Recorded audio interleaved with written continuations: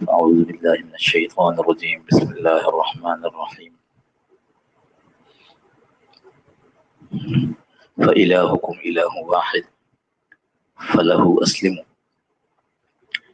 وبشر المخبتين الذين إذا ذكر الله وجلت قلوبهم والصابرين على ما أصابهم والمقيم الصلاة ومما رزقناهم ينفقون صدق الله مولانا العظيم وصدق رسوله النبي الكريم ونحن على ذلك لمن الشاهدين والشاكرين والحمد لله رب العالمين. آواز آ رہی ہے نا؟ پہلی بات تو یہ کہ آج ہمارے مولوی حبیب الرحمن صاحب نہیں ہیں کہ ہمیں کوئی نعت کوئی نظم ایسی سناتے کہ طبیعت میری طبیعت یہ ہوتی ہے کہ کچھ پڑھ دے بول دے تو اس سے جو تاثر پیدا ہوتا ہے اسی پر بات کر لیتے ہیں. لیکن یہ تو پتا تھا کہ مولوی حبیب الرحمن صاحب نہیں ہیں، عمرے پر گئے ہوئے. اللہ پاک ان کے عمرے کے سفر کو قبول فرمائے اور ہم سب کو بھی وہاں کی بار بار قبولیت والی حاضری نصیب فرمائے. لیکن ابھی عصر کے وقت پتہ چلا کہ بات بھی مجھے کرنی ہے. قرآن کریم کی ایک آیت ہم نے پڑھی ہے، فَإِلَٰهُكُمْ إِلَٰهٌ وَاحِدٌ فَلَهُ أَسْلِمُوا وَبَشِّرِ الْمُخْبِتِينَ. یہ اللہ رب العزت نے اور جگہوں پر بھی اس کو بیان کیا، وَإِلَٰهُكُمْ إِلَٰهٌ وَاحِدٌ. اللہ کے الہ واحد کا ہونا یہ سارے قرآن کا خلاصہ ہے. اللہ کی توحید یہ ساری دینی تعلیمات کا خلاصہ ہے.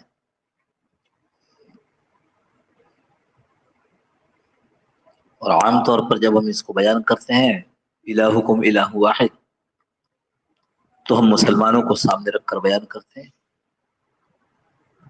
کہ مسلمانوں اللہ کو ایک مانو. اس آیت میں پیچھے سے جو گزشتہ آیات ہیں اس میں تذکرہ عیسائیوں کا اور یہود کا بھی ہے، جس کی وجہ سے فَإِلَٰهُكُمْ إِلَٰهٌ واحد کا ترجمہ عام ترجموں سے تھوڑا مختلف ہے، اور وہ یہ کہ تم سب کا الہ ایک الہ ہے. یعنی اگر عیسائی اپنے الہ کی تعریف کو تبدیل کرتا ہے، اس میں کچھ اور مزید شامل کرتا ہے تو کیا کرے، الہ وہی ایک ہے، تمہارا بھی ان کا بھی. موسیٰ علیہ السلام جو لوگ بزعم خود اپنے آپ کو موسیٰ کا متبع کہتے ہیں علیہ السلام، ان کا پیروکار اپنے آپ کو بتلاتے ہیں، تو انہوں نے بھی الہ کی تعریف میں کچھ نہ کچھ تبدیلی کی ہوئی ہے. لیکن حقیقت تو یہی ہے کہ ان کا الہ اور تمہارا الہ وہی ایک ہے، اللہ. الہ کی تعریف ہمارے ہاں اردو میں معبود،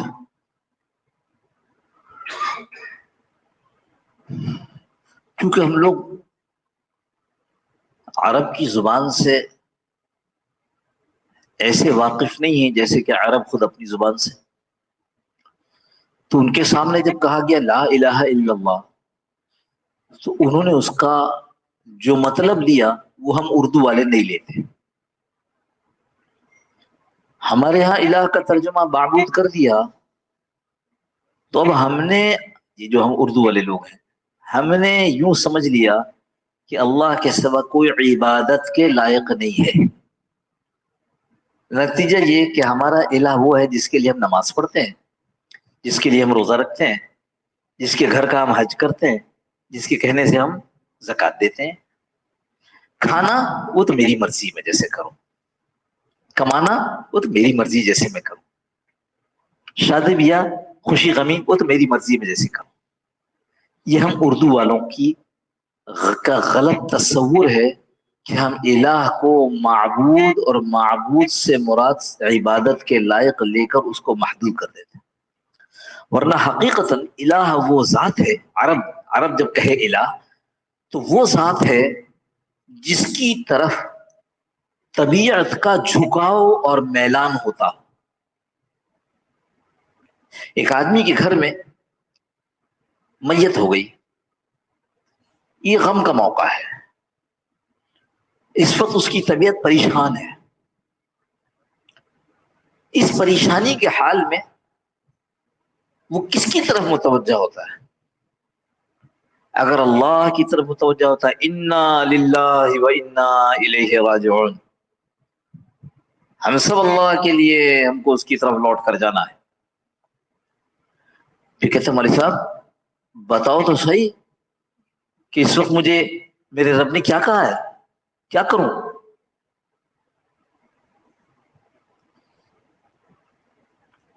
اور یہ بھی بتاؤ کہ طبیعت تو اس وقت چیخنے چلانے پہ، کپڑے پھاڑنے پہ، ماتم کرنے پر لگ رہی ہے، متوجہ ہو رہی ہے، مگر میرے رب نے کس چیز سے منع کیا مجھے؟ اس کا الہ اللہ ہے، اس کا الہ اللہ ہے۔ اب وہ جو کہے کہ چونکہ ایسا ہوا اس لیے ہم کو بہت جزا فضا یوں یوں یوں کرنا ہے، کیوں؟ اس لیے کہ لوگ ایسے ہی کرتے ہیں۔ اور وہ جو کہتے ہیں کہ مجھے قبرستان میں دفنانا تو ہے مگر اس کے ساتھ یہ کرنا ہے، یہ کرنا ہے، یہ کرنا ہے، سادگی نہیں بلکہ وہ جو کچھ رواج میں ہے، تو اس کا الہ اس کی برادری ہے، برادری کو دیکھ کر رہا ہے۔ جس کا الہ اللہ ہے وہ اپنی پوری غمی میں یہ دیکھے گا کہ میرا الہ مجھے کیا کہہ رہا ہے، یعنی میرا اللہ مجھے کیا کہہ رہا ہے۔ ایسے ہی خوشی کا موقع ہے، شادی بیاہ کا موقع ہے، بہت بڑی خوشی ہے بھائی۔ اب اس میں جو یہ پوچھتا ہے کہ میرا رب مجھ سے کیا چاہتا ہے شادی کے موقع پہ، میں اپنے بچی کا نکاح کیسے کروں، اور میں اپنے بچی کے نکاح کے موقع پر کیا نہ کروں، تو یہ مولوی صاحب سے جا کر پوچھتا ہے میرا اللہ کیا کہتا ہے اس میں۔ اس کا الہ اللہ ہے، اور جو یہ کہتا ہے، یہ سوچتا ہے کہ میں کیسی ایسی شادی کروں اپنے بچے کی کہ دنیا والے دیکھ کر واہ واہ کریں، اس کا الہ یہ دنیا والے ہیں جن کے دکھانے کی خاطر کر رہا ہے۔ میں برادری کی رسومات کو اختیار کروں، اس کا الہ برادری ہے۔ اور آسان سے لفظ میں سمجھیے اس کو، شادی بیاہ کا موقع ہو یا غمی کا موقع ہو، وہ نہ برادری دیکھتا ہے، نہ وہ رواج رسم دیکھتا ہے، اور نہ وہ اللہ کو دیکھتا ہے، وہ یہ دیکھتا ہے میرا جی کیا چاہ رہا ہے میں کیسے کہوں۔ برادری کی فلاں فلاں رسم اس کا تو جی چاہتا ہے، برادری کی فلاں رسم کا جی نہیں چاہتا، یعنی میرا جو جی چاہ رہا ہے وہ میں کروں۔ ایسے کو اللہ نے کہا ہے افرأیت من اتخذ الہہ ہوا، کہ ایسے کو نہیں دیکھا آپ نے اس آدمی کو جس نے اپنی جی چاہی کو اپنا الہ بنا لیا ہے۔ یہ الہکم الہ واحد، تمہارا الہ جس کی طرف تم کو توجہ کرنی ہے وہ تو ایک ہی ہے، اللہ، فلہو اسلموا، تو بس اس کی فرما برداری اختیار کرو، اس کے فرما بردار بن جاؤ، اس کی ماننے لگو۔ کسی حال میں، کسی کیفیت میں، کوئی ٹائم ہو، کوئی حیثیت ہو، حیثیت ہوتی ہے نا، ایک آدمی گھر میں والد کی حیثیت ہے، جب وہ اپنے ابا کی طرف چلا جاتا ہے ملنے کے لیے تو اس کی حیثیت وہاں بیٹے کی ہے، وہ دفتر میں چلا جاتا ہے تو اس کی ملازم کی یا مالک کی حیثیت ہے، جس حیثیت میں بھی ہے، جس وقت بھی ہے، فَلَهُ أَسْلِمُوا، تو پھر اس کو چاہیے کہ وہ اللہ کا فرما بردار بن کر رہے ہیں۔ وَبَشِّرِ الْمُخْبِتِينَ، اور بشارت دیجئے مخبتین کو، اخبات کرنے والوں کو، اخبات خبت سے، مخبتین میم خا با تا وانے تا یا نون، مخبتین۔ ہم نے یہ لفظ پہلے اپنے حضرت مولانا नूर मोहम्मद साहब रहमहुल्लाह से सुना था। वबश्शिरिल मुखबितीन, मुखबितीन को बशारत दे दीजिए।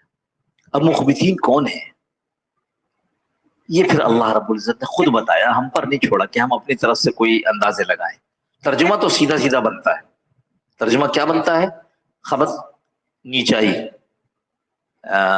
गढ़ा, जैसे जैसे जमीन में कहीं आगे जाके थोड़ा सा खड्डा, बड़ा नहीं, थोड़ा सा पस्त हो जाए, गढ़ा सा बन जाए, ये खबत है।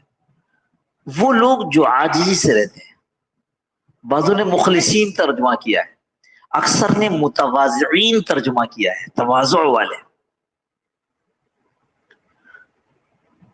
और एक ताबीई से, ये वो लोग हैं मुखबितीन जो न तो किसी पर जुल्म करते हैं, बहुत अहम बात है आज के जमाने में, न तो किसी पर जुल्म करते हैं और न ही किसी के जुल्म करने से इंतकाम लेते हैं।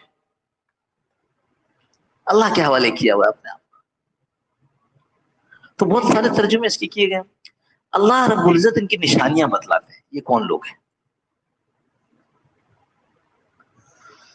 अल्लज़ीना इज़ा ज़ुकिरल्लाह वजिलत क़ुलूबुहुम, जब इनके सामने अल्लाह का तज़किरा किया जाए, अल्लाह का जिक्र किया जाए, वजिलत क़ुलूबुहुम, इनके दिल डर जाते हैं, डर जाते हैं।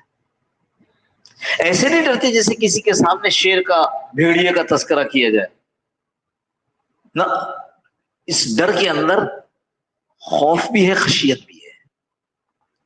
यानी ऐसा ऐसा खौफ जिसमें, जिससे खौफजदा हुए हैं उसकी आजमत भी है। वजलत, दिल डरता है इनका। वजलत कुलूब, अल्लाह अल्लाह के तज़किरे के साथ लतीफे चल रहे हो। हाँ, फला लतीफा बनाया है, वो अल्लाह ने क़यामत में फला फला को खड़ा किया और ये पूछा, अब वो हंस रहे। अल्लाह का जिक्र है और दिल मिजाह में मुलव्वस है। दिल की कैफियत इस वक्त कहकहा लगाने की है। सुभान अल्लाह।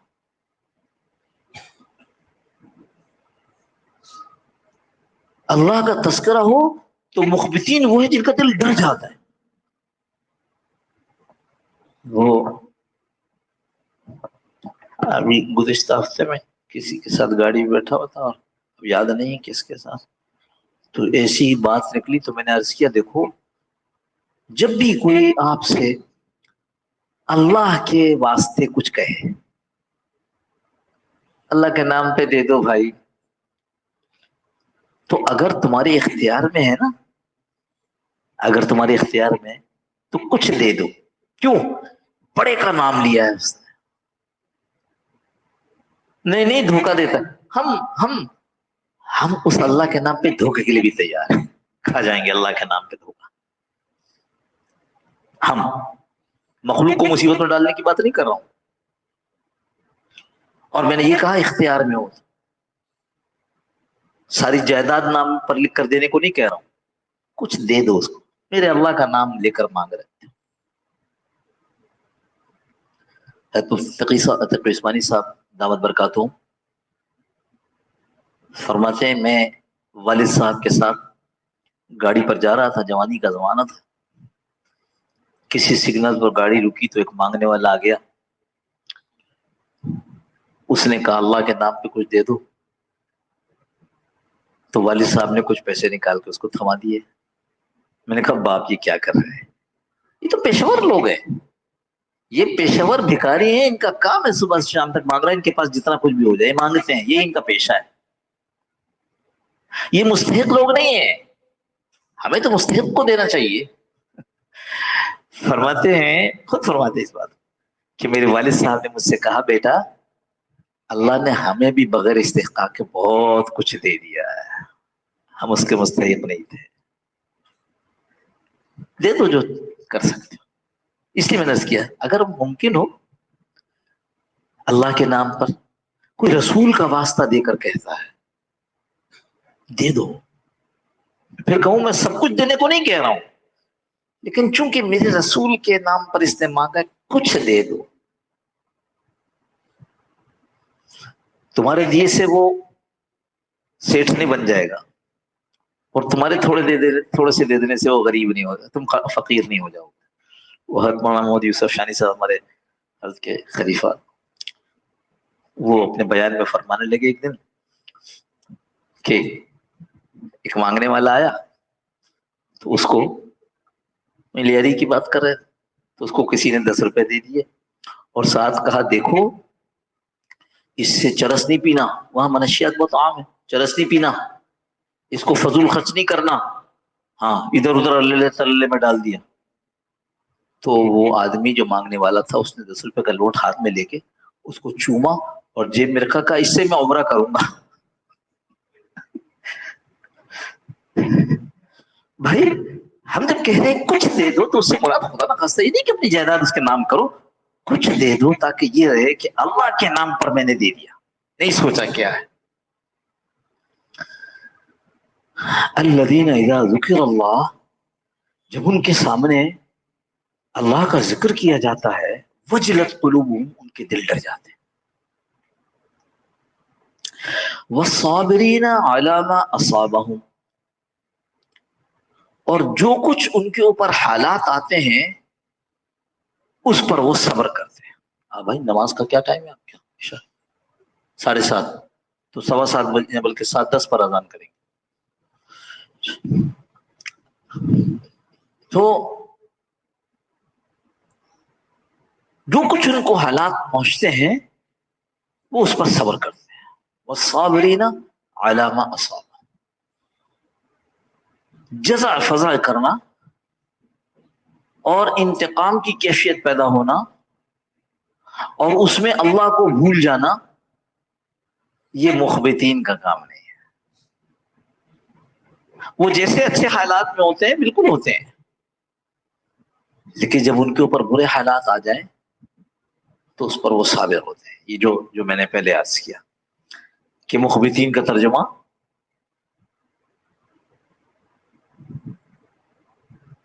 ایک تابعی نے اس طرح کیا کہ وہ مخبتین وہ ہیں جو نہ تو کسی پر ظلم کرتے ہیں، نہ اپنے اوپر ظلم ہو جانے کی وجہ سے اس سے انتقام لیتے ہیں. تو یہاں اللہ نے خود فرما دیا جب ان کے اوپر برے سخت تکلیف دہ حالات آ جائیں تو پھر ان تکلیف دہ حالات کے نتیجے میں اس سے صبر کرتے ہیں. صبر کیا ہے؟ اللہ کے لیے اس کو برداشت کرنا، لڑ جھگڑ کر، سر پھاڑ کر، سر پھٹوا کر، اور پھر کہتے ہیں چلو میں نے صبر کیا. یہ صبر نہیں ہے. چیخ چلا کر کے، گالیاں دے کر، پھر کہتے میں نے صبر کیا، یہ صبر نہیں ہے. کہا آج میاں صاحب نے مجھے ایسا کچھ کہہ دیا تو میں نے بھی انہیں خوب سنائی. اچھا پھر کیا ہوا؟ پھر انہوں نے سنائی. پھر کیا ہوا؟ پھر میں نے سنائی. پھر کیا ہوا؟ پھر انہوں نے سنائی. پھر کیا ہوا؟ پھر میں نے صبر کر لیا. یہ صبر نہیں ہوگا، یہ صبر نہیں ہوا. ایک کے کہنے پہ دوسرے نے اللہ کے حوالے کر دیا اور خود خاموش، یہ صبر ہے. ویسے علماء نے صبر کے 3 قسمیں لکھی ہیں. ہاں ایک ہے صبر علی المصیبہ، ایک ہے صبر علی الطاعہ، اور ایک ہے صبر عن المعصیت یا عن المنکرات. تیسرا ہے صبر فی المصیبہ، مصیبت میں صبر، نیکی پر صبر. یہاں صبر کا ترجمہ ہے جماؤ، نیکی پر جم جانا یا نیکی پر صبر کرنا. صبر عن المنکرات یا صبر عن المعصیہ، گناہوں پر اور گناہوں اور منکرات سے اپنے آپ کو بچا کے رکھنا، یہ صبر ہے. تو 3 مختلف صبر کے ترجمے کیے، اور مصیبت پہ تو کرنا ہی. والصابرین علی ما اصابہم، جو کچھ ان کو پہنچتا ہے اس پر صبر کرتے ہیں. اس کے علاوہ والمقیم الصلاۃ، اور نماز قائم کرتے ہیں.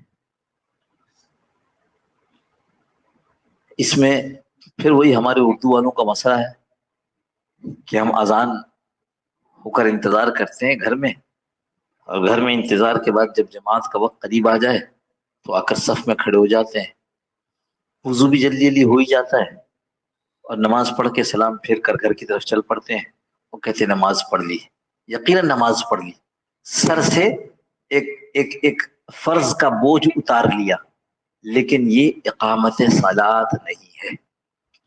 اقامت صلاح وہ اہتمام صلاح ہے، وہ اہتمام صلاح ہے، نماز کا اہتمام، اس کو اقامت صلاح، نماز کا قائم کرنا۔ یہ یہاں بھی والمقیم الصلاح، یہ وہ لوگ ہیں جو نماز کو قائم کرتے ہیں، ان کو فکر ہوتی ہے کہ نماز کا وقت آنے والا ہے۔ یہ جب ظہر کی نماز سے فارغ ہوتے ہیں تو یہ نماز سے فارغ نہیں ہوتے، یہ ظہر سے فارغ ہوتے ہیں، نماز کا خیال یہ ہوتا ہے کہ ابھی عصر کی نماز آنے والی ہے، یہ نماز سے فارغ نہیں ہوئے، یہ بھی ظہر سے فارغ ہو کے عصر کے انتظار میں۔ لیکن چونکہ عصر کے انتظار کرنے میں یہ معلوم ہے کہ عصر کی جماعت کا وقت ہونے میں، عصر کا وقت داخل ہونے میں 1 گھنٹہ، 1.5 گھنٹہ، 2 گھنٹہ، 3 گھنٹہ باقی ہے، تو چلو اس میں کچھ کام کر لیں۔ مگر ٹارگٹ کیا ہے؟ ٹارگٹ ظہر پڑھنے کے بعد عصر ہے۔ عصر کے بعد جب وہ نماز سے فارغ ہوتے ہیں تو عصر کی نماز سے فارغ ہوتے ہیں، نماز سے فارغ نہیں ہوتے، نماز میں اب پھر ان کا ٹارگٹ ہے مغرب پڑھنی ہے، اب اس کے درمیان جو وقت ہے اس میں کچھ کر لوں۔ اہتمام نماز ایسا آدمی کرتا ہے، اور یقین کریں تجربہ یہ ہے کہ جو اس چیز کو اپنا ہدف بنائے اس کی تکبیر اولیٰ ضائع نہیں ہوتی۔ ہم جب اپنے احباب کو باقاعدہ اس کی ترغیب دیتے ہیں، اپنی نماز بناؤ، اور پھر وہ نماز بنانے کا طریقہ سکھاتے ہیں اور اس کی مشق کراتے ہیں، اس میں یہ بات اہتمام کے ساتھ کہتے ہیں کہ یاد رکھو نماز کو سنوارنے کے لیے محنت کرنی پڑتی ہے، اس کے بغیر نماز نہیں سنورتی۔ بتاؤ، یوگا سیکھنے کے لیے محنت کرتے ہیں، انسٹرکٹر کے پاس جاتے ہیں، اور پتہ نہیں کون کون سی چیزیں سیکھنے کے لیے، اور نماز سیکھنے کے لیے ہے بھائی کوئی ایسا جو نماز سیکھنے کے لیے اس نے کہا ہوگا امام صاحب، قاری صاحب، علامہ صاحب، مفتی صاحب، میں آپ کے پاس نماز سیکھنے کے لیے آنا چاہتا ہوں؟ کچھ ایسے خوش قسمت ہوں گے جو نماز کو بتانے کے لیے کہ میں ایسی نماز پڑھتا ہوں کسی مفتی صاحب پاس حاضر ہو جائے کہ حضرت دیکھیے میں اس طرح نماز پڑھتا ہوں، ٹھیک ہے کہ نہیں؟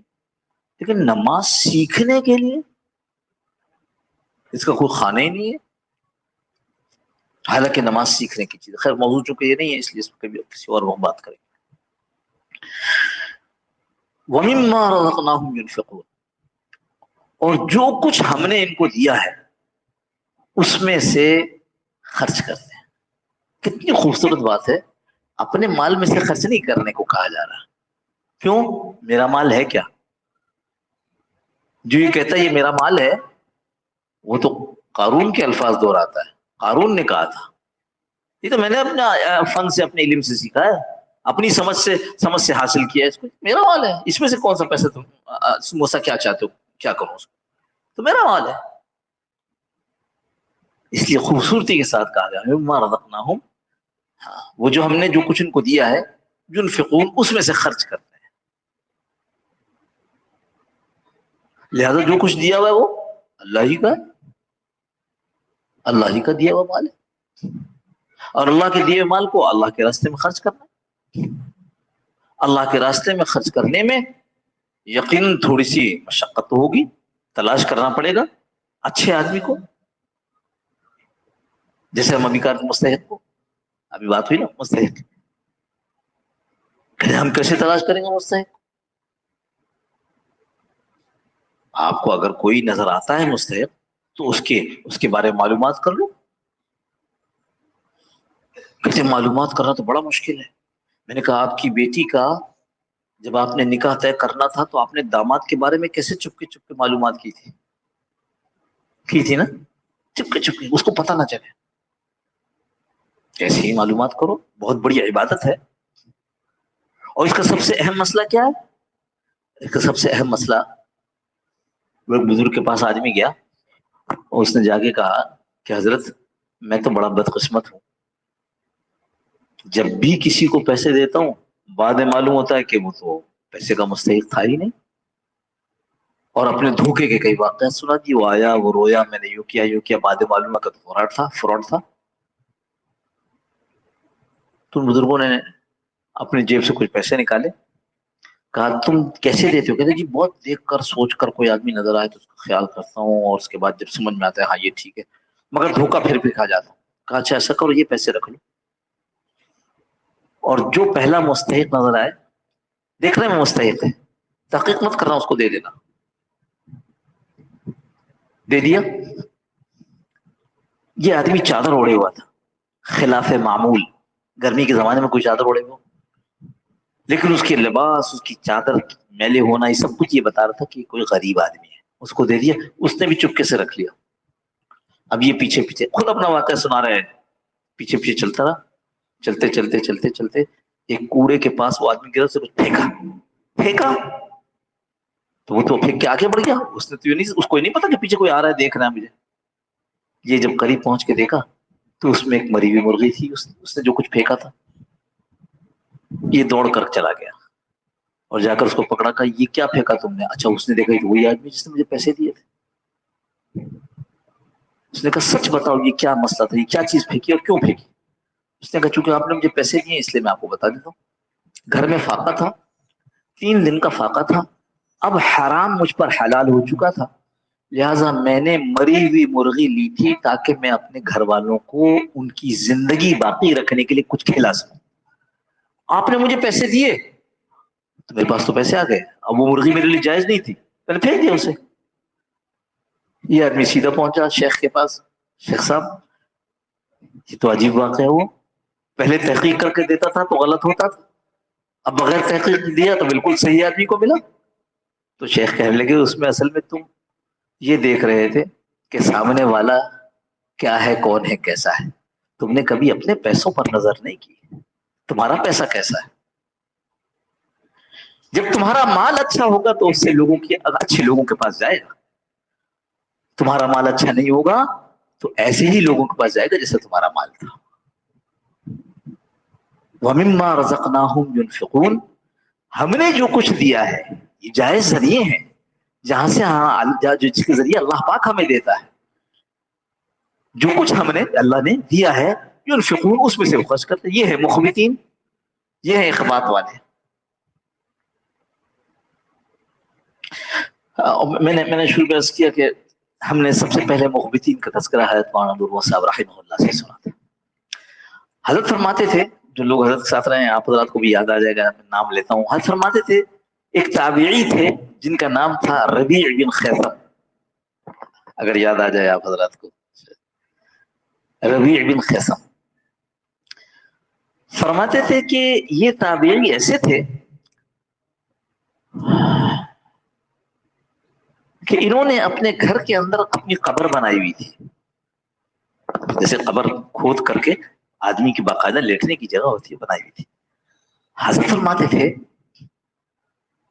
कि ये मुख़बितीन में से थे, और जब कभी दिल दुनिया की तरफ माइल होता तो ये जाकर फौरन अपनी कब्र में लेट जाते,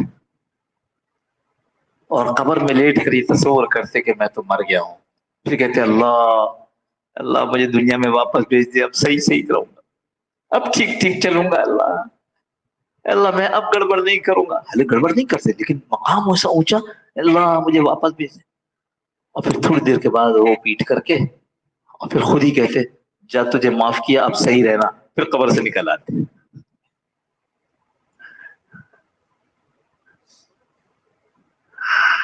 हाँ, ये हजरत रहमतुल्लाह अलैह ने सुना है। अजीब आदमी थे रबी बिन खैसम। ये खुद हजरत रहमतुल्लाह ने फरमाया ये शागिर्द थे अब्दुल्लाह इब्न मसऊद रज़ियल्लाहु अन्हु के। अब्दुल्लाह इब्न मसऊद रज़ियल्लाहु अन्हु बड़े सहाबा में से, ایک واقعہ حضرت نے اور فرمایا تھا کہ عبداللہ بن مسعود درخت پر چڑھے تو ذرا پنڈلیاں ظاہر ہو گئی. پنڈلیاں ظاہر ہوئی تو ان کی پنڈلیاں بہت پتلی تھی تو دیکھنے والے ہنسنے لگے. تو حضرت رحمۃ اللہ فرمایا, ہمیں جو سنایا تو فرمایا کہ ان لوگوں کو جو ہنسنے لگے پنڈلیاں دیکھ کر, اللہ کی نبی صلی اللہ علیہ وسلم نے فرمایا ان پنڈلیوں کو ہلکا مت سمجھنا, یہ قیامت کے دن بہت بھاری ہو. عبداللہ بن مسعود بڑے آدمی تھے.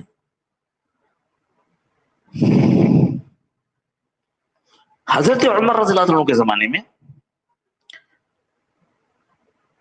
کوفہ کے اندر بیت المال کی نگرانی کے لیے بیت المال کا امیر بنا کر حضرت عمر نے ان کو بھیجا. کوفہ سخت علاقہ تھا,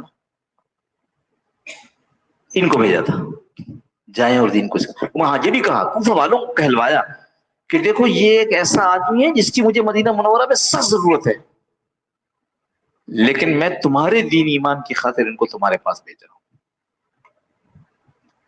کوفہ میں پیدائش ربیع بن خیثم کی, تابعی ہے, انہوں نے صحابہ کو دیکھا ہے. وہی حضرت عبداللہ بن مسعود رضی اللہ عنہ سے جب ان کی ملاقات ہوئی تو پھر زندگی بھر کے لیے انہی کے وہ کہہ رہے. حضرت عبداللہ بن مسعود جب پڑھاتے ان کو سمجھاتے بتلاتے تو کسی کو وہاں آنے کی اجازت نہیں تھی کہ عبداللہ بن مسعود اس وقت ربیع بن خیثم کو پڑھا رہے ہیں. اب کوئی نہیں جا سکتا. اور ربیع بن خیثم کو دیکھ کر خود عبداللہ ابن مسعود یہ فرماتے تھے کہ اگر اللہ کے رسول تمہیں دیکھ لیتے تو تم سے بہت محبت کرتے, اس لیے کہ تم مخبتین میں سے ہو. یہ حضرت فرمایا تھا, تم مخبتین میں سے ہو. وبشر المخبتین. ایسے عجیب آدمی نماز پڑھتے, بیٹی آ کر بیٹھ گئی کہ ابا فارغ ہوں گے تو میں ابا سے کچھ بات کروں گی. قیام میں ہے تو قیام میں, رکوع میں ہے تو رکوع میں, سجدے میں گئے تو کتابوں میں لکھا اتنا لمبا سجدہ کیا کہ پرندے آ کے کمر میں بیٹھ گئے. یہ پرندے ہوتے ہیں یہ ہر جگہ نہیں بیٹھتے, بلکہ یہ پرندے جو کھیتوں میں بیج کو چگ کر کے کھیتی خراب کرتے ہیں, ننے منے کوپل جو نکلتی ہیں ان کو کھا لیتے ہیں اور خراب کرتے ہیں. تو کسان کیا کرتا ہے, کسان ایک لکڑی لگا کر اس کے اوپر ایک کپڑا باندھ دیتا ہے, کپڑا ہوا سے ہلتا رہتا ہے, تو پھر پرندے وہاں نزدیک نہیں آتے کہ نہیں یہ تو کوئی ایسی چیز ہے جو ہل رہی ہے, کوئی ہے. یہ اتنے بے حس و حرکت, بیٹی انتظار میں بیٹھی ہے کہ ابا فارغ ہوں گے تو میں جاؤں گی ان کے پاس اور ان سے فلاں فلاں بات کرنی. نماز سے جب فارغ ہوئے بیٹی نے کہا ابا آپ اتنی لمبی نمازیں پڑھتے ہیں, اتنی لمبی نمازیں کیوں پڑھتے ہیں, جیسے اور لوگ پڑھتے ہیں ایسے پڑھا کریں. کہا بیٹی اللہ رب العزت کا ڈر, خوف, خشیت یہ مجھے مختصر نماز نہیں پڑھنے دیتی. الذین اذا ذکر اللہ وجلت قلوبهم والمقیم الصلاۃ, یہ سب چیزیں یہ مخبتین ہیں, اللہ وہاں بیان کر رہے ہیں. یہ تو میں نے گرامر والوں کا ترجمہ کیا نا, متواضعین, خشیت والے, کسی سے انتقام نہ لینے والے, کسی پر ظلم نہ کرنے والے. اللہ یہ علامات بتا رہے ہیں. رات کو روے تو روے چلے جاؤ روتے, یا اللہ اتنا روتے. ایک دن اماں نے ٹوک دیا, کہا بیٹا تم جب رات کو روتے ہو ہمارا کلیجہ برداشت نہیں کر سکا تمہارے سے رونے کو, اتنا کیوں روتے ہو, کیا کسی کو قتل کر دیا ہے؟ یہ ماں اتنا کیا کسی کو قتل کر دیا جس کی توبہ کر رہے ہو؟ کہ ہاں ماں میں نے کسی کو قتل کر دیا. ارے ماں نے کہا اچھا مجھے بتاؤ, میں ان کے ورثہ کو لے کے آؤں گی, تمہارا رونا دکھاؤں گی, مجھے یقین ہے وہ تمہیں معاف کر دیں گے. کہ ماں میں نے تو اپنے نفس کو قتل کیا, میں نے اپنے آپ کو قتل کیا. کیسے؟ میں نے اپنے آپ کو گناہوں میں ڈال کر قتل کر دیا. ایسے عجیب مخبتین میں سے تھے, ایسے اللہ ہمیں بھی مخبتین میں سے بنا. مسجد میں بیٹھے ہوئے تھے, کچھ عورتیں کہیں گئی تھی کام کے لیے دوسرے علاقے کی, ان کے علاقے میں آئیں, کچھ کام نہ ہوا, انہوں نے کہا کہاں بیٹھے, انہوں نے کہا مسجد میں جا کر بیٹھ جاتے. وہ جو عورتیں مسجد میں آئیں تو جو دیکھنے والے تھے انہوں نے بتایا کہ جتنی دیر وہ عورتیں مسجد میں رہی, ہماری طرح بڑی مسجد تو نہیں ہوتی تھی نا, تو جتنی دیر وہ مسجد میں رہی ہیں عورتیں, حضرت ربیع بن خیثم نے اپنی گردن جو جھکائی تھی وہ اٹھائی نہیں, بس نگاہ نیچے. بہت حفاظت کرتے تھے نگاہوں کی. ایک دفعہ رستے میں چلے جا رہے ہیں, ایک دم سامنے عورتیں آ گئی. آج کل تو نگاہ اٹھاؤ یا گراؤ, عورت ہی عورت ہے بازار میں. اللہ کی شان, اللہ ہم سب کی حفاظت فرما دے. تو وہ ایسا زمانہ نہیں تھا, خیر کا زمانہ تھا, عورتیں ضرورت سے نکلتی تھی گھر سے. تو بازار میں چلے جا رہے تھے, اتنے میں چند عورتیں سامنے سے آ رہی تھی, تو نظر نیچی کی. اچھا, اب نظر نیچی کی تو ظاہر اتنی نیچی کر لی کہ کبھی ادھر ٹھوکر کھاوے کبھی ادھر ٹھوکر کھاوے. وہ عورتیں جب نزدیک آئیں تو کہنے لگیں اللہ اللہ ہماری ہمیں بھی اپنی پناہ میں رکھے, کہ ہمیں بھی اس طرح نابینا نہ کر دے. وہ اتنا نیچے دیکھ کر کہ ان کو اس کی پرواہ نہیں تھی کہ میں کیا کہاں گر رہا ہوں, کہاں لڑکھڑا رہا ہوں. عورت جو سامنے سے آ رہی تھی, جو ان کو نہیں جانتی تھی, انہوں نے سمجھا کہ یہ نابینا ہے.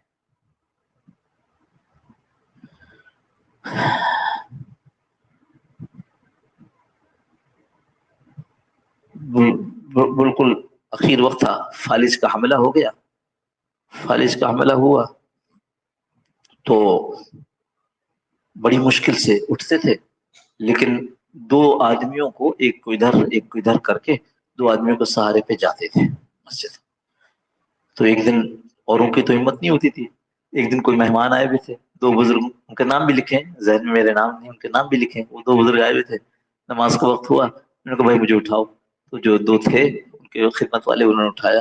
تو انہوں نے کہا کہ حضرت آپ فالج زدہ ہیں, چلنا پھرنا مشکل, آپ کیوں یہ زحمت کرتے, آپ گھر پہ ہی پڑھ لیں.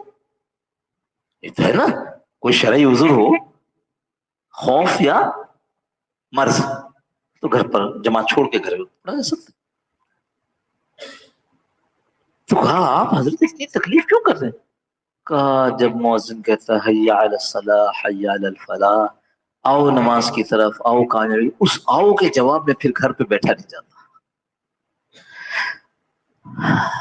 کیسے, یہ ہمارے تمہارے جیسے لوگ تھے. لیکن بات کیا ہے, بات یہ ہے کہ اللہ ان لوگوں کو ایسے لوگوں کی صحبتیں مل گئیں جن کی صحبتوں نے ان کو ایسا بنا دیا, جن کی صحبتوں نے ان کو ایسا بنا دیا. اور حقیقت یقین رکھو, صحبتیں بناتی ہیں, صحبتیں ہی بگاڑتی بھی. ایک آخری بات سنا کر بات ختم کروں اس صحبت کے حوالے سے. میں چلا لگا کر واپس پہنچا تھا, اور اپنی اہلیہ کے ساتھ ان کے گھر, ان کے والد کے گھر, یعنی مولانا سلیم اللہ خان صاحب کی طرف کیا ہوا تھا. کھانے پر ہم ساتھ تھے. تو حضرت نے مجھ سے پوچھنا شروع کیا کہ بھائی چلہ کیسا رہا. میں نے کہا یہ ایسا رہا, یہ کہاں کہاں تشکیل ہوئی یہ بتایا, اور بھی کچھ چیزیں پوچھتے رہے, میں بتاتا رہا. پھر میں نے کہا حضرت میں نے سنا ہے کہ آپ نے بھی چلہ لگایا ہے. کہتے ہاں ہم نے چلہ لگایا. اب میں اپنی معلومات کی خاطر ان سے پوچھتا ہوں, جیسے وہ مجھ سے پوچھ رہے تھے. میں نے کہا حضرت یہ بتائیے, جب آپ گئے تو آپ کی جماعت والوں کو پتا تھا کہ شیخ الحدیث صاحب آئے ہیں؟ کہ نہیں ہے. میں نے کہا کیوں نہیں پتا تھا؟ کہ نہیں بس ہم نے کسی کو بتایا نہیں. میں نے کہا لو, آپ کا نام ایسا ہے کہ آپ جب کہیں گے کسی کو سلیم اللہ خان تو فوراً پہچان جائے گا. کہنے بھائی ہم جب گئے تو ہم نے اپنا نام یہ تھوڑی لکھایا. میں نے کہا کیا لکھوایا؟ انہوں نے کہا میں نے لکھوایا میرا نام سلیم ہے. سلیم تو بہت ہوتے ہیں. اچھا, میں نے کہا اگر آپ نے اپنا نام سلیم لکھوایا تو جب ساتھی بیٹھتے ہیں پہلے تو ایک دوسرے سے وہ بھی ہو جاتا ہے, تعارف بھی ہو جاتا ہے. تو لوگوں نے پوچھا ہوگا آپ کیا کرتے ہیں؟ ہاں ہم نے بتا دیا, ہم بچوں کو قرآن پڑھاتے ہیں. عجیب. میں نے کہا جب آپ نے جماعت والوں کو یہ نہیں بتایا تو انہوں نے تو پھر آپ سے آپ کو خدمت پہ بھی لگایا ہوا. حضرت بڑے مزے سے فرمایا تھا ہاں ہاں آپ کیا سمجھتے ہیں ہم بہت اچھا بخاری پلاؤ پکاتے ہیں. یہ حضرت نے لطیفے کے طور پر لطیف بات کے طور پر فرمایا کہ ہم بہت اچھا بخاری پلاؤ پکاتے ہیں. ان کو کہنا ہے کہ ہمیں پکانا آتا ہے. مطلب ایک بات بتائیے, جب آپ نے کچھ نہیں بتایا تو آپ کو خدمت پہ لگایا, تو اس کا مطلب یہ کہ ایک مسجد سے دوسری مسجد جاتے ہوئے جو خدمت میں لگے ہوتے ہیں اکثر خدمت کا سامان بھی انہیں کے سر پر ہوتا ہے, تو آپ کو بھی خدمت کا سامان, ہاں ہم نے اٹھایا. یہاں پر آ کر میں نے تعجب سے پوچھا حضرت یہ بتائیے کوئی وقت ایسا نہیں آیا مشقت کا, مجاہدے کا, کہ جس وقت آپ نے سوچا میں ان کو بتا دوں بھائی میں مولوی ہوں میرے ساتھ رعایت کرو. حضرت نے بہت غور سے میری طرف دیکھا اور تعجب سے کہا آپ عجیب بات کرتے ہیں, آپ عجیب بات کرتے ہیں کہ میں ان سے یہ تعارف, ہمیں تو آج دن تک یہ خیال ہی نہیں آیا کہ ہم کسی کو بتائیں کہ ہم مولوی بھی ہیں. آپ یہ میں نے واقعہ اس لیے سنایا کہ میری اپنی کیفیت یہ ہو گئی کہ جیسے میں زمین سے اونچا ہو گیا ہوا میں ہوں, مجھے سمجھ میں آتی یہ کیفیت, یہ کیسے. ایک ہفتے تک میں اس کیفیت میں رہا. اگلا اتوار پھر حضرت کے ساتھ کھانے پہ بیٹھا ہوا تھا.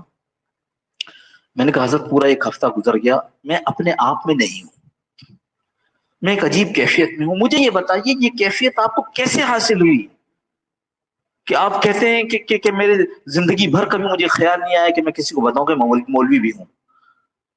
تو حضرت نے تھوڑا سا سوچا اور سوچنے کے بعد یہ فرمایا بھائی ہمیں ایسے ہی اساتذہ کی صحبت ملی تھی جنہوں نے ہمیں ایسا بنا دیا. صحبت کے بڑے اثرات, حضرت مولانا حسین احمد مدنی رحمۃ اللہ علیہ کی صحبت معمولی صحبت سمجھتے ہو. مولانا علی میاں نے لکھا ہے کہ حضرت مولانا حسین احمد مدنی رحمۃ اللہ علیہ جس وقت جلسے میں کھڑے ہوتے تھے بات کرنے کے لیے, جلسے میں جہاں ہزاروں کا مجمع ہے وہاں بات کرنے کے لیے کھڑے ہوتے تھے تو بالکل اسی نیت اور کیفیت کے ساتھ کھڑے ہوتے تھے جیسے رات کو اکیلے تہجد میں کھڑے ہوتے تھے. مولانا علی میاں نے لکھا ہے ایسے لوگوں کی صحبت. اور کیسوں کی صحبت, فرمایا میں سہارنپور سے گزر رہا تھا, یعنی جلال آباد میں پڑھا رہا تھا, اور میں اب دیوبند جا رہا تھا تو سہارنپور میں مجھے یاد آیا کہ ہمارے ایک استاد جو ہیں آج کل سہارنپور میں پڑھا رہے ہیں. تو میں نے کہا ان سے ملتا ہوا جاؤں, ان کی خدمت پہ جا کر بیٹھا تو میں نے سلام کیا, انہوں نے مجھے دیکھا لیکن مجھے کچھ کہا نہیں. تو میں نے کہا حضرت سلیم اللہ خان. اچھا سلیم اللہ خان تم ہی ہو وہ جو ہمارے کلاس میں تھے. میں نے کہا جی حضرت. کہنے لگے بیٹا اس وقت آپ کی داڑھی نہیں تھی, میں نے آپ کی طرف کبھی آنکھ اٹھا کے دیکھا نہیں ہے. بولو ہے ایسے, یہ ہیں جن کی صحبتیں آدمی کو سلیم اللہ خان بناتی ہیں, یا یہ ہیں ایسے جن کی جہاں سے مخبتین پیدا ہو جاتے. صحبت دوستو اللہ کا شکر ادا کرو ہم جس شہر میں اور جن بزرگوں سے وابستہ ہیں وہ ایسے قیمتی لوگ ہیں. یہاں آنے کو رسمی نہ بنانا, رسمی نہ بنانا. یہاں آنے کو اس نیت سے آؤ کہ ہم نیک لوگوں کی صحبت اختیار کرنے جا رہے ہیں. حضرت خود اپنا قصہ سناتے ہیں کہ میں 3 پہیے کی سائیکل پر حضرت تھانوی کے یہاں جایا کرتا تھا. اس زمانے میں اب تو چھوٹا بھی 3 پہیے کی سائیکل نہیں چلاتا, اس زمانے میں بڑی عمر کے بچے بھی ہوتی چلے. کہتے لوگ میرے لیے سائیکل کی جگہ پر ایک جگہ چھوڑ دیتے کہ وہ بچہ آئے گا وہ اپنی 3 پہیے والی سائیکل یہاں کھڑی کرے گا. ایک دن مجھے مدرسے کی تعلیم میں کہا دیوبند کے کہا کہ سلیم تم جو جاتے ہو تھانوی کے یہاں, نہیں یہ جلال آباد کے مدرسے میں, تم جو جاتے ہو تھانوی کے یہاں تو تم تو چھوٹے سے بچے ہو, تم کو ان کی مشکل باتیں سمجھ میں آتی ہوں گی. حضرت یہ میں نے خود سنا, حضرت فرمانے لگے کہ میں تھوڑی دیر کو یہ سوچ میں پڑ گیا کہ بات تو یہ صحیح کہہ رہا ہے, ان کی باتیں تو بڑی ثقیل ہوتی ہے, میں کیسے سمجھوں گا. ابھی میں سوچ ہی رہا تھا کہ اس بڑے طالب علم نے پھر مجھ سے کہا مگر سلیم جانا نہیں چھوڑنا, جانا نہیں چھوڑنا. ہم اللہ والوں کے پاس اس لیے نہیں جاتے کہ ہماری معلومات بڑھیں, ہم تو اللہ والوں کے پاس اس لیے جاتے ہیں کہ اللہ ہمارا دل بھی ان بزرگوں کے دل کی طرح بنا دے. تو بھائی یہاں معلومات کے لیے مت آنا, تو اللہ والوں کی صحبت میں آنا ہے, بزرگوں کی صحبت میں آنا ہے. ٹھیک ہے نا بھائی, اس کی نیت کرتے ہو نا. ہاں رسمی طور پر نہیں آئیں گے, اہتمام کے ساتھ آئیں گے کیونکہ میری ضرورت ہے کہ میرے دل کی کیفیت بنے, میری ضرورت ہے. تو اپنی ضرورت سمجھ کر اور اچھی نیت کے ساتھ انشاءاللہ اس میں وہ کیا کریں گے. اچھا ایک ابھی کس نے بتایا طبیعت خراب ہونے کا؟ ابھی کسی نے بتایا؟ ہاں مؤذن صاحب ہمارے جو ہیں ان کی اہلیہ کا ہارٹ کا آپریشن ہوا ہے، تو دعا کریں اللہ پاک ان کو شفا کامل عاجل مستقبل نصیب فرمائے. اللهم صل على سيدنا مولانا محمد النبي الأمي وعلى آله وسلم تسليما كثيرا كثيرا. ربنا ظلمنا أنفسنا وإن لم تغفر لنا وترحمنا لنكونن من الخاسرين. ربنا لا تزغ قلوبنا بعد إذ هديتنا وهب لنا من لدنك رحمة إنك أنت الوهاب. آتنا في الدنيا حسنة وفي الآخرة حسنة وقنا عذاب النار. یا اللہ جو لوگ بیمار ہیں جیسے مؤذن صاحب کی اہلیہ کا بتایا یہ، اور ہمارے حضرت بھی امام مفتی خالد صاحب دامت برکاتہ ان کی بھی طبیعت خراب ہے، اور بھی جتنے بزرگ اور جتنے عوام جو ہے اللہ بیمار ہے، اللہ سب کو شفا کامل عاجل مستمر نصیب فرما دے. اللہ ہم سب بھی روحانی جسمانی بیمار ہیں، ہمیں بھی شفا کامل عاجل مستمر نصیب فرما دے. جتنے مرحومین دنیا سے رخصت ہو گئے اللہ سب کی کامل مغفرت فرما دے. جن کی مغفرت ہو گئی اللہ ان کی عافیت کے ساتھ درجات کو بلند فرما دے. اللہ ہم میں سے سب لوگ مجبور ہیں، سائل ہیں، پریشانیوں میں پھنسے ہوئے ہیں، کوئی کسی قسم کی پریشانی میں ہے، کوئی کسی قسم کی پریشانی، اللہ سب کی ساری پریشانیوں کو اپنے فضل سے عافیت کے ساتھ دور فرما دے. سب کو اللہ سہولت اور عافیت نصیب فرما دے. اللہ ہم سب کا خاتمہ ایمان پر نصیب فرما. اللہ آگے آنے والے حالات اللہ فتنوں سے بھرے ہوئے حالات ہیں، اللہ ہم سب کی ساری فتنوں سے حفاظت فرما. اللهم ارنا الحق حقا وارزقنا اتباعه وارنا الباطل باطلا وارزقنا اجتنابه. وصلى الله تعالى على خير خلقه محمد وعلى اله وصحبه اجمعين برحمتك يا ارحم. جزاكم الله خير. السلام عليكم.